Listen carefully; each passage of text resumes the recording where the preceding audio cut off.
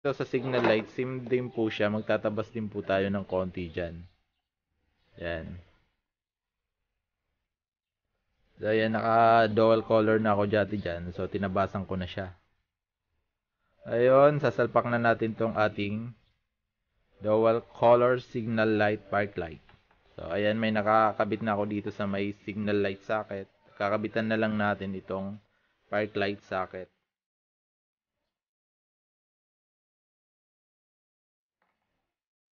So, sasalpak lang naman natin to dito sa park light. Then, pasok na natin.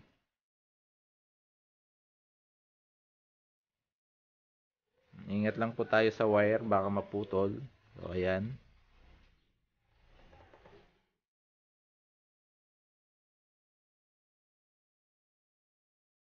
Ganon din po dito sa kabilang park light socket. Ganon lang din po ang gagawin.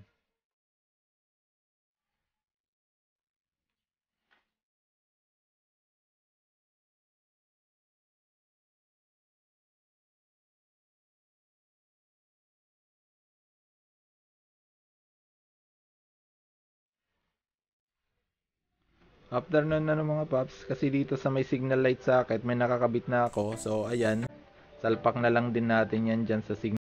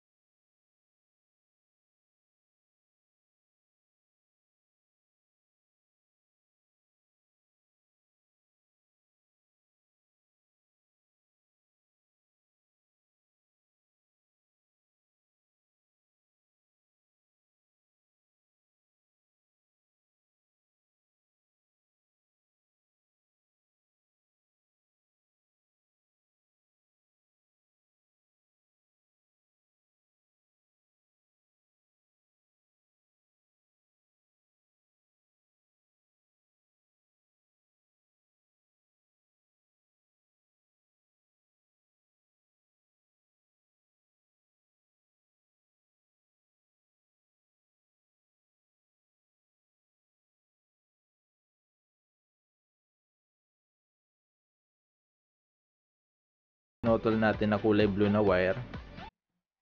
Itatap po natin siya dito sa ito, yung kulay blue na wire na galing sa socket ng park light. Itatap natin dito sa dark brown na wire. Itong dark brown na to, papunta to sa signal light. So, itatap lang natin siya yung kulay blue na wire na pinutol natin. So, ayan. May nakatalop na akong wire dyan. So, tinapo lang siya. Huwag kalimutan electrical tape.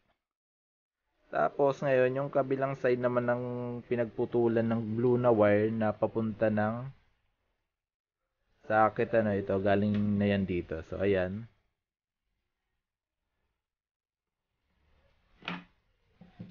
Itatap naman natin siya dito sa pinagsama nating white na wire.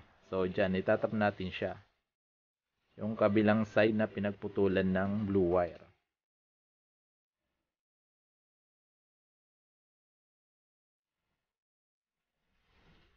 So, yun lang mga paps. Ganun din po dito sa kabila. Same process lang po siya. Itong wire na galing papuntang socket ng park light. Tatap naman natin siya dito sa dark green na wire. May nakatalop na rin po ako dyan. So, itatap ko lang tong blue na wire.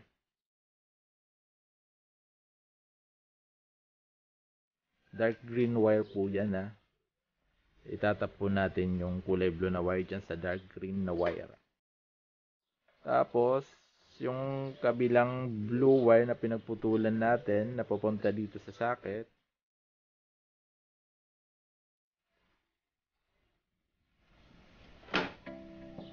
Itatap natin naman dito sa dalawang puting wire na ating pinagsama. So, itatap natin siya dyan sa kulay blue na wire.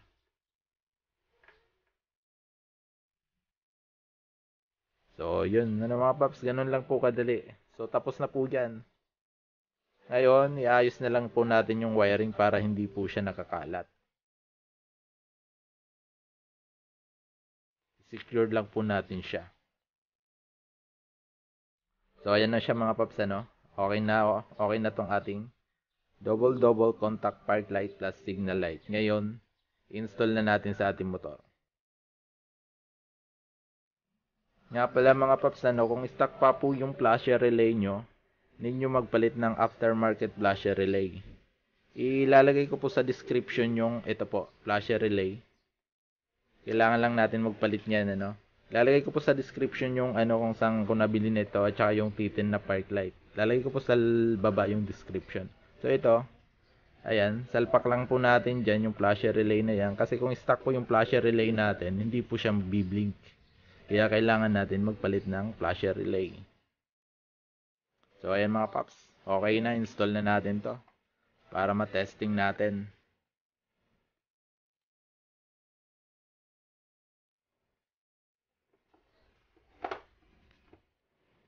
So yun, testing natin.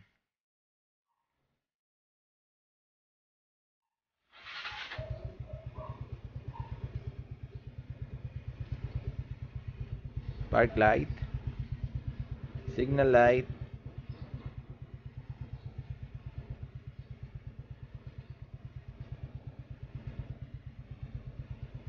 signal light ulit sa kabila. So ayun, gumagana siya mga paps.